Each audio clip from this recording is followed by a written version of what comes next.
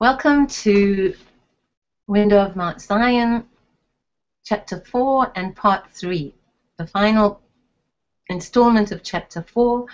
And now we will be enjoying the festival of Sukkot.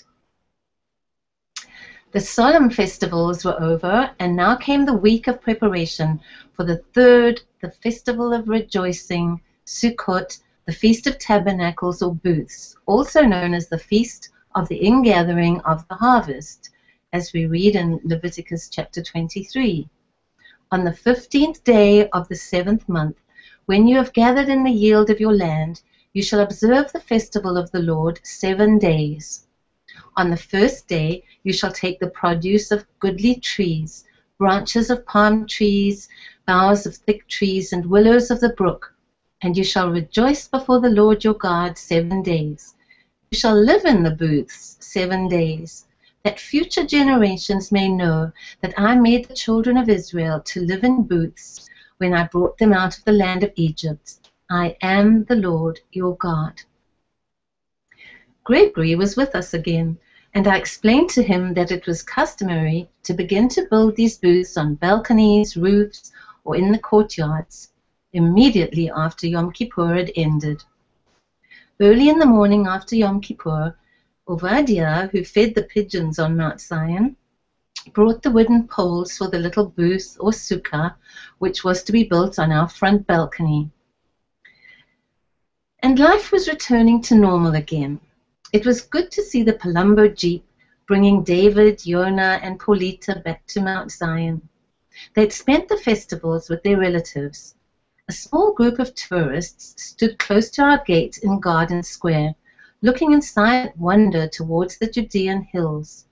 The sun shone on the fluttering wings of the pigeons circling the red-tiled roof of the little museum. 2 white doves alighted on the iron railings of the garden wall, over which the bougainvillea was spilling clusters of crimson flowers. The peace and quiet on Mount Zion seemed to have a special quality these days, as though all the prayers of the previous days had, ascending from there, opened the windows of heaven through which blessings were now descending.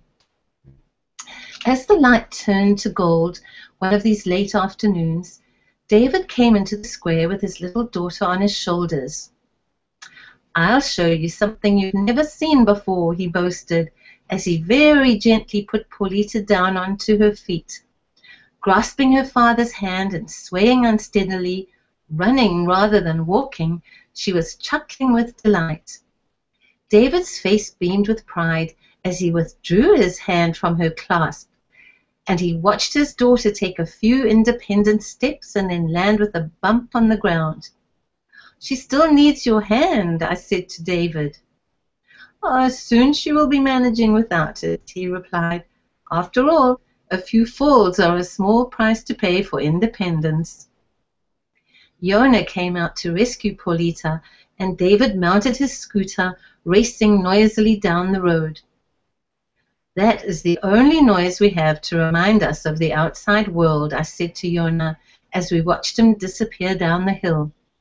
"What a blessing it is that no motor traffic is allowed to come up here to disturb the peace." "It may not be for long," Yona replied. "There are rumors that the road to Mount Zion is to be widened and opened to all public vehicles." Well, the preparations for Sukkot went forward apace. There was much activity in the courtyard of the Sephardic synagogue adjoining King David's tomb. A large booth was being erected for the pilgrims who would come to Mount Zion during the 7 days of the Feast of Tabernacles. Smaller booths were also being set up in the open space under the bent pine trees, and palm branches and boughs of goodly trees were already being cut for the roofs. As Ovadia was completing the booth on our balcony, we heard shots being fired nearby. It was not an unusual occurrence, but as always it left us feeling rather troubled. Where had they been shooting, and at whom? It was only later in the evening, when Ephraim and Danny, 2 of the Nachal soldiers, came to visit us, that we learned what had happened. The Arabs, about a quarter of a mile away along the border, had, without provocation, fired on a block of flats in the vicinity of the Notre Dame convent. A young Jewish girl sitting on the balcony of her home had been seriously wounded, and a Christian working in the convent workshop had been killed.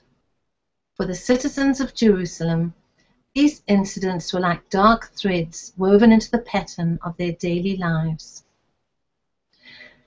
Well, the wooden frame for the booth on the balcony had been completed. The palm leaves and other branches had been laid across the upper supports to make the green leafy roof through which the sky, the heavenly roof, could be seen. Harvest fruits were hung from the beams to decorate the little booth.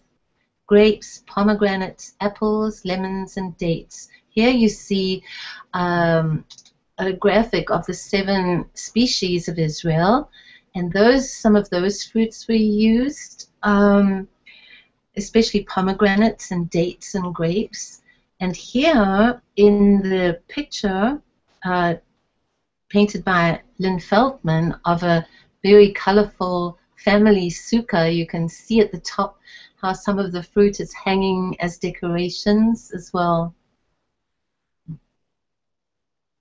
I had cut out in our sukkah an opening in the burlap material nailed to the wooden supports to make a little window looking out onto the Kidron Valley in the Judean hills. The Jordanian military post facing us seemed nearer than ever, and the heads of the Arab soldiers above their sandbag roof were always visible. Danny, who had come to help me finish the decorations and arrange the table and the seating, said, "You shouldn't have made a window there. When you have the light on at night, it will attract attention, and the Arabs will be able to see everything you do." "We might as well continue to provide them with a little interest," I replied, for I had been conscious of their curiosity over our activities while constructing the booth. Yaakov then arrived with a contribution to the decorations, a picture of the tabernacle in the wilderness, surrounded by the tents of the 12 tribes of Israel, and he proceeded to pin this painstakingly onto the flimsy wall. Rabbi Twalensky also came to look into the little booth and said a prayer of thanksgiving and blessing. "During these 7 days of Sukkot, you will surely have a heavenly visitor here each day to bless you," was his comment of appreciation as he left. As always, he seemed to be dancing rather than walking down the stairs. A few clouds hovering over the horizon were caught by the last rays of the sun as the Festival of Tabernacles began, and we sang, "You, Lord our God, have graciously given us holidays for gladness and festive seasons for joy. This Feast of Tabernacles, our festival of rejoicing, a holy convocation in remembrance of the Exodus from Egypt." The members of our Nachal family, who were not on duty, joined us, as did Yaakov and Gregory. The lights were kindled in the booth. Albert said the blessing on the wine, and after songs and prayers, we partook of our first meal in the flower and fruit-filled booth. The soldiers were uneasy, knowing that the Arabs were watching. But looking up, we saw the stars shining through the leaves, and Yaakov said, "It is good that the Creator reminds us that the only permanent roof over our heads is the heavenly one." As the singing continued, I wondered what the Jordanian soldiers were thinking. I wished I could have invited them to join us. Yaakov expressed a longing to sleep in the booth that night. "But Yaakov, there's only this hard, narrow bench," I exclaimed. "It's hardly possible to sleep here, and there's no room for anything more comfortable." But Yaakov slept that night in the booth, lying on his back on the hard, narrow bench, his Bibles on the table beside him. After morning prayers the following day, I served breakfast in the booth. Yaakov claimed he had slept superbly.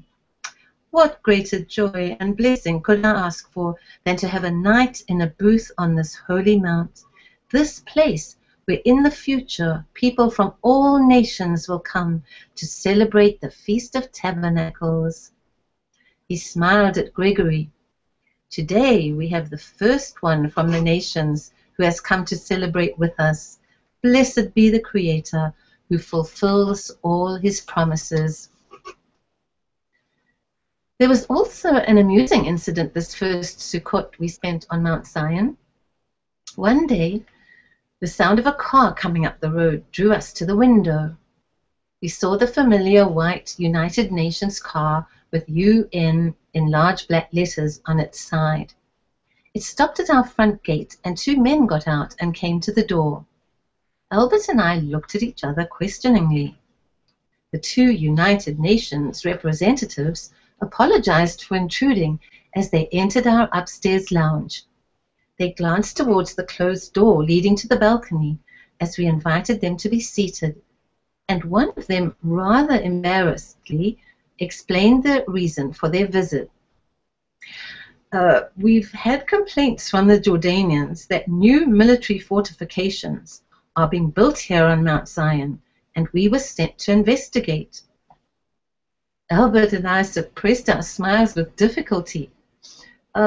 You're welcome to investigate all our activities here, I said.